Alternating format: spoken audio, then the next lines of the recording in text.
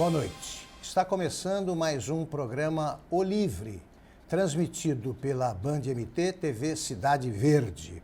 Hoje a nossa convidada é a deputada Janaína Riva. Eu vou entrevistá-la em companhia de dois jornalistas do site O Livre, Rodrigo Vargas e Laíse Lucatelli. Deputada Janaína Riva, muito obrigado pela aceitação do convite. É um prazer tê-la aqui. Já a conhecia de nome, né? Já sabia da sua atuação muito bem feita, né? Muito aplaudida na Assembleia. E é um prazer, repito, conhecê-la pessoalmente. Eu vou chamá-la de você, até porque você está completando 28 anos, que é uma idade obscena. Muito jovem. Posso chamá-la de você? Claro, deve chamar de você. Você foi eleita com 25 anos, foi 25 anos, isso. Você teve 48.171 votos. Foi a deputada mais jovem e a única mulher eleita. Como é que você foi recebida por uma maioria absoluta de machos? Bom, primeiro eu que quero agradecer vocês do Programa Livre pela oportunidade, né, de vir aqui falar um pouquinho da minha atuação parlamentar. Dizer o Rodrigo, Laíse, agradecer vocês também por estarem aqui, mas quero especialmente, Augusto, agradecê-lo e dizer da admiração que sempre tive por você e pelo seu trabalho. Então, que para mim é um prazer, tão jovem, estar sentado ao lado de uma lenda do jornalismo, uma pessoa que é referência no jornalismo em todo o nosso país. Bom, chegar na Assembleia, lógico, com os meus 23 machos, que eu brinco muito com eles, no começo eu me senti muito subestimada por eles, sabe, assim, como eles me tratavam como se eu fosse um café com leite, diríamos assim, no início. Né? Mas logo depois dos primeiros... Bem no início. Eu acho que nos primeiros 30 dias, né? Depois que os debates começaram a ficar mais acalorados, diríamos assim, aí eles passaram a ter, com certeza, outro trato comigo. Hoje em dia, eu brinco até com eles que eu não vejo diferencial ali entre homens e mulheres mais. Não só eu, mas as pessoas que acompanham o trabalho no parlamento não fazem mais essa divisão de Janaína ser a única mulher e o restante homens, não, todos parlamentares igual. Eu acho a sua atuação, como eu disse no começo, exemplar, né? Você apresentou 63 projetos já. 63 projetos. E defende ideias também que são muitas e muito interessantes. Interessantes e algumas até polêmicas, né? Até por isso eu pergunto, você divulgou há pouco tempo um vídeo que eu achei muito interessante, criticando o tipo de interesse demonstrado pelos que consultam as redes sociais. Querem saber mais de ex-maridos, de fofocas, né? Acham que você aparece em fotos ousadas. E você disse que você sugeriu, recomendou que eles se interessassem pelo que realmente vale, que é o que você defende. De lá para cá, o vídeo é recente. Mudou alguma coisa? O pessoal reagiu como? Na verdade, esse vídeo foi muito bem aceito. Assim, ele acabou se espalhando, né, no país inteiro. Muita gente chegou a procurar meus pais, meu pai, minha mãe, meus irmãos, para parabenizar pelo vídeo. Né, assim, isso acabou chegando neles. O vídeo andou tanto que retornou para eles e as pessoas elogiando. Porque é realmente um novo formato político. As pessoas têm que se acostumar. E eu sou uma deputada que eu procuro não usar de demagogia nem de hipocrisia. Eu mostro a minha vida exatamente como eu sou no meu dia a dia. E isso muitas vezes faz com que gere essa curiosidade das pessoas. Eu gosto de me arrumar, eu tenho cuidado com o meu corpo, eu tenho cuidado. Eu gosto de estar bem, gosto de sair, gosto de aproveitar. Sou muito nova ainda. Então, eu gosto de sair à noite e isso gera curiosidade nas pessoas. Só que o que eu não concordo é que essa curiosidade pessoal ela sobrepõe a curiosidade política das pessoas. Que é para isso que eu fui votada, é para eu trabalhar dentro da Assembleia, para eu atuar como parlamentar, é para isso que eu recebi o voto, é para isso que eu recebo o salário, é para isso que eu recebo tantos, vamos dizer assim, benefícios daqueles que ocupam um cargo público, e as pessoas não procuram saber o que eu faço dentro do parlamento. Então isso é uma coisa que me chocou. Eu nunca tinha feito essa pesquisa. Às vezes eu colocava meu nome lá e tal, mas eu não tinha me atentado a isso. Eu achei, ó. Eu não tinha me atentado. Janaína Riva Riva foi. E aí, o que eu achei engraçado é que muita gente depois foi pesquisar dele também. Os próprios deputados também ficaram com essa curiosidade e viram que realmente as pessoas querem saber se eles são casados, se são solteiros, né? E não estão interessados com a atividade parlamentar. E aí, eu que uso muito as redes sociais, já são mais de 50 mil pessoas no Instagram, no Facebook, se já não chegou também, estava 49.700, alguma coisa assim. As pessoas às vezes comentam, eu coloco lá um projeto de lei interessante, mas você paga para isso, eu te pago para isso, o que você está fazendo contra isso, o que você está fazendo para mudar tal coisa, mas ela não pesquisa, ela não procura saber se de fato eu faço ou fiz. E nós temos lá na Assembleia todas as leis lá, sabe, minuciosamente, até as justificativas e etc.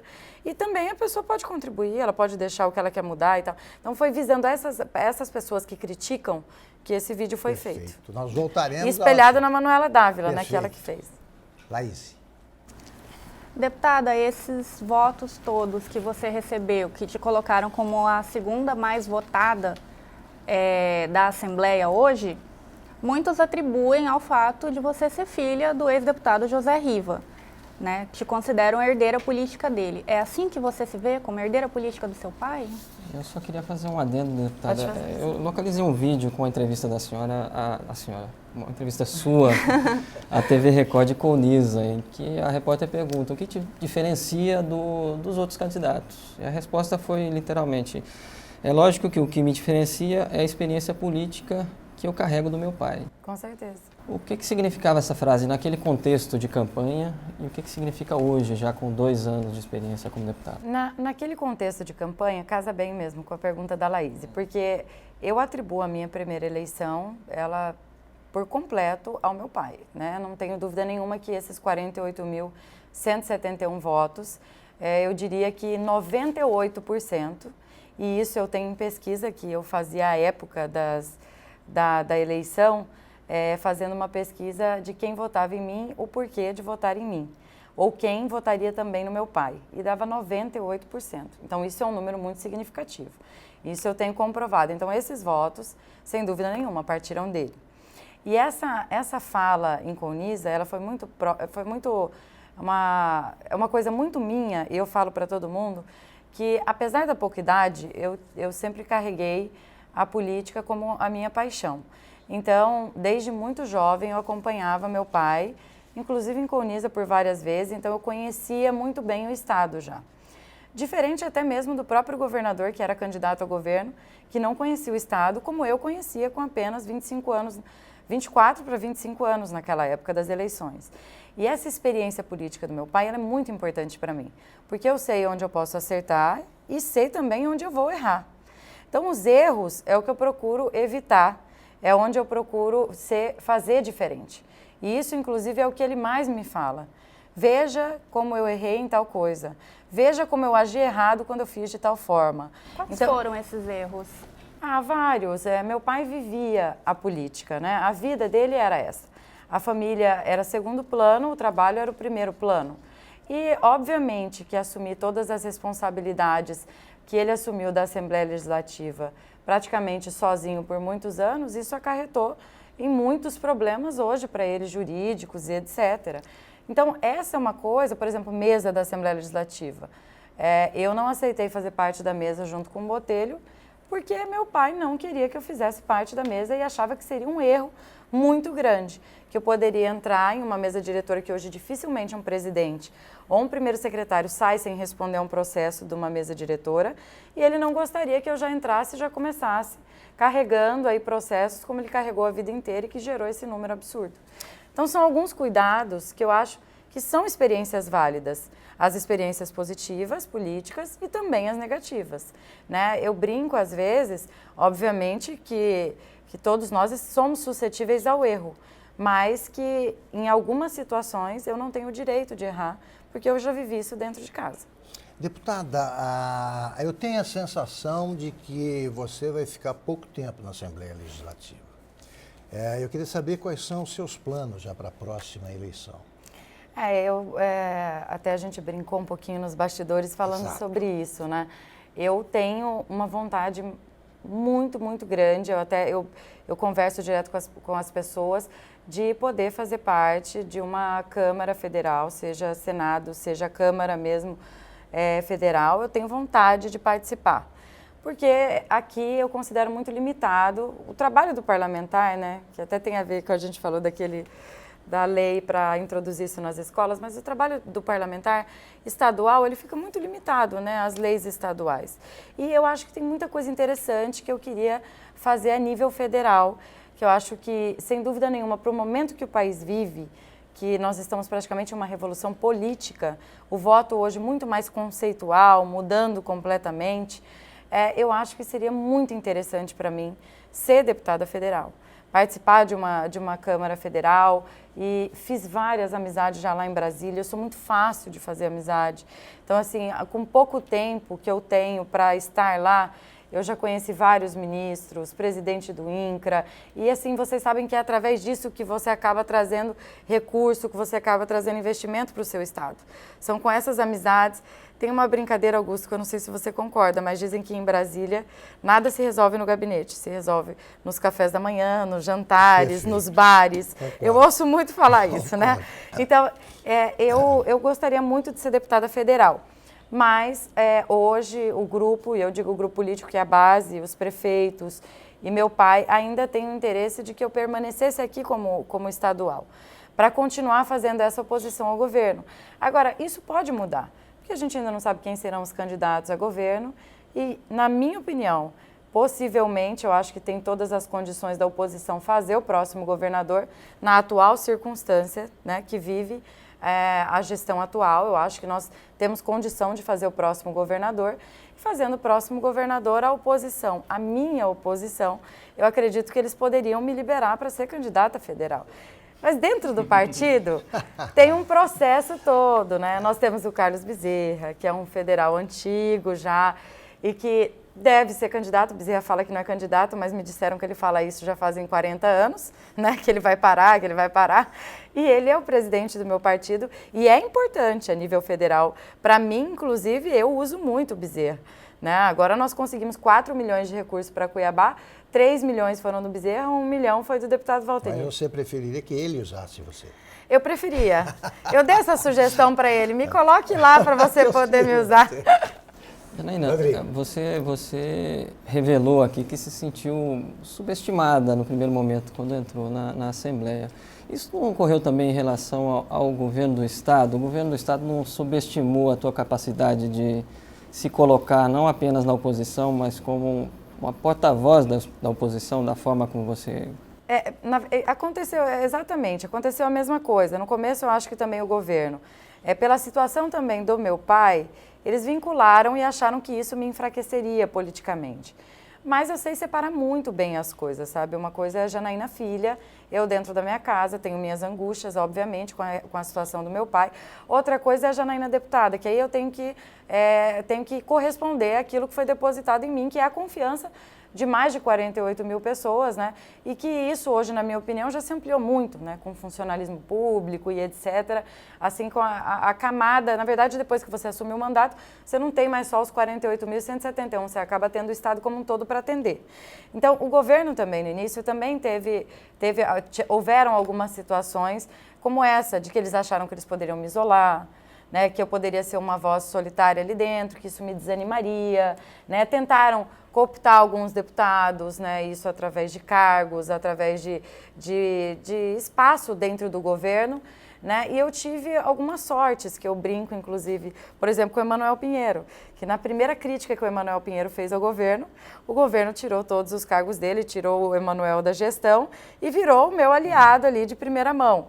Né? E isso veio o Zeca Viana, que da mesma forma também teve problemas com o governo, e isso foi fortalecendo a oposição. E aí se destacar dentro da oposição, eu já acredito que foi pelo posicionamento, um pouco mais radical, talvez até pela minha juventude. O Wilson fala para mim que ele se arrepende muito de ter sido o que ele foi no passado, aquele galo de briga e tal, que eu estou indo para o mesmo caminho. Ele fala isso para mim, né, que você está indo pelo mesmo caminho, quando ele era líder do governo. E hoje eu vejo, Janaína, que o que eu fiz, aí eu brinquei com ele, mas o que você fez à época te fez o deputado mais votado do Estado. E ele foi o deputado mais votado na segunda eleição dele da história do Estado à época. Se eu não me engano, foram quase 30 mil votos que o Wilson obteve. Então, assim, as pessoas querem essa voz de oposição. E o governo, apesar de ter menosprezado no começo, hoje tem um reconhecimento que eu considero até positivo. Porque você ouviu o governador falar, o governador do Estado falar, que se o Silval tivesse essa oposição no passado, talvez não estaria na situação que o Estado está hoje, é um reconhecimento de que a oposição faz a diferença. Então, isso para mim já é um reconhecimento muito grande e eu vejo que a gente está indo no caminho certo. Nós estamos no finzinho do primeiro bloco. Laís faz a última pergunta.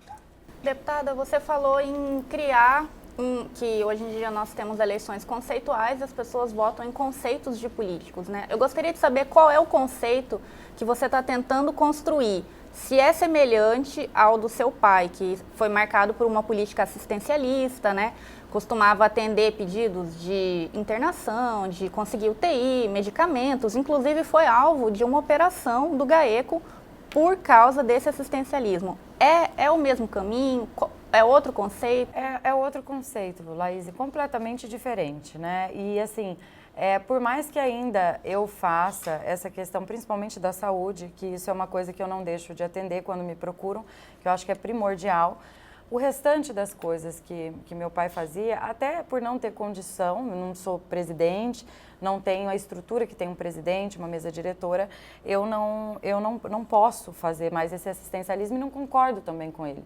Que as pessoas criam uma visão política que é totalmente avessa ao trabalho do deputado estadual. E foi isso que aconteceu com ele no passado e é esse conceito que eu tento mudar.